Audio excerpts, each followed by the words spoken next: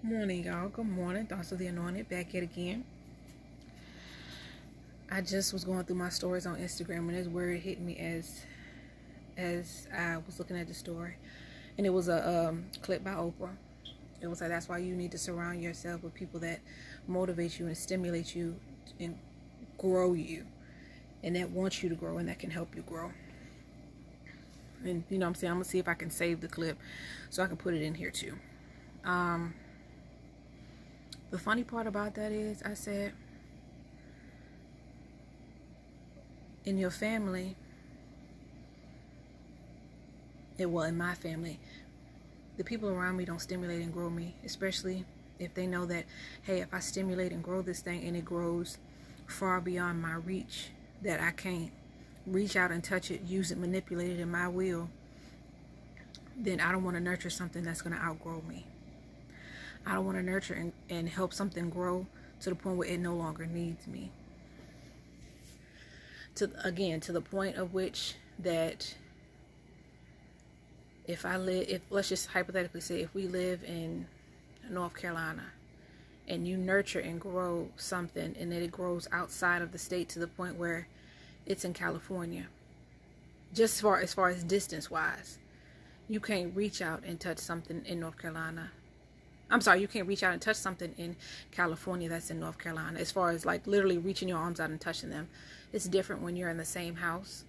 But when they're no longer confined to the house or to the box that you put them in because you nurtured and grew them, thank you, Holy Spirit.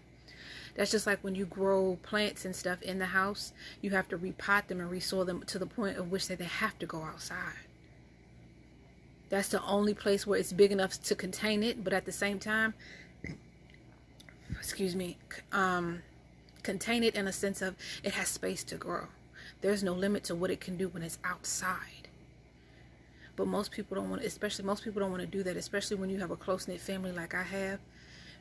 Daring to be different, daring to have to water and nurture yourself and encourage yourself. That's me right now. And I'm not as far as what I'm doing and the moves that I'm making, I only tell, to be honest with you, maybe 2 people. And most of the time, those 2 people already know because their ear is already to heaven. You know what I'm saying? They stay on the main line. I stay in their prayers.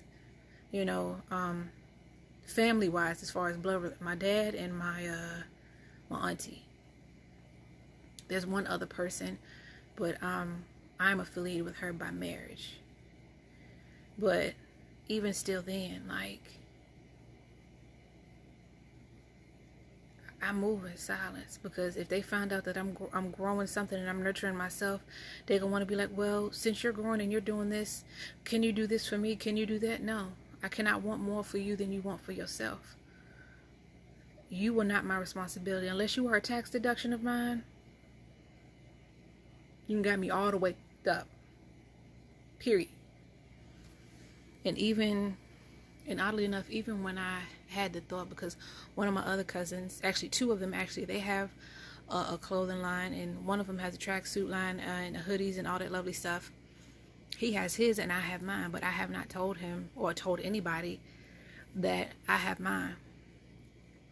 And when the Lord dropped something in my spirit, he was like, put this here, put this here, put this there, put this there. And I said, Lord, I don't want nobody to sit up here and judge me and be like, oh, well, she's being like her cousin. He has his stuff and now she's trying to mimic him. No, his collection is one thing, mine is another. His caters to a different group of people, mine caters to a different group of people too.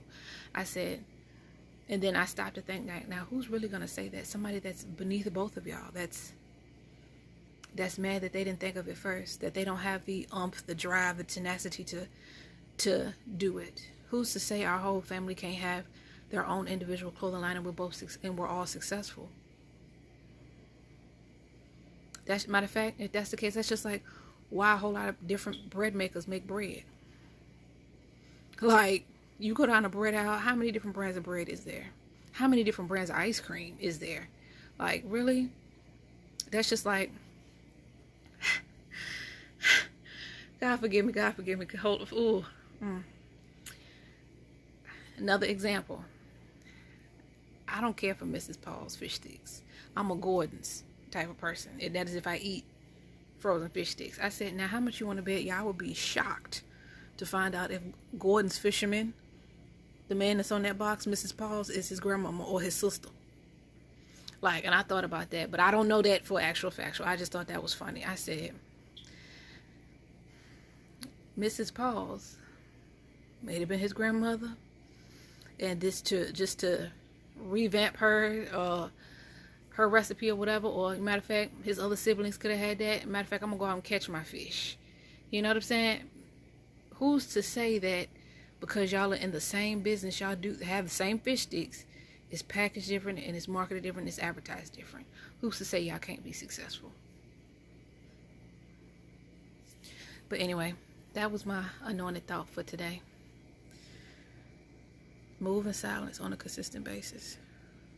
Surround yourself with people that don't see problems but only solutions, that can help you, that don't want to lord it over your head saying that, hey, I helped you here, I want my cut.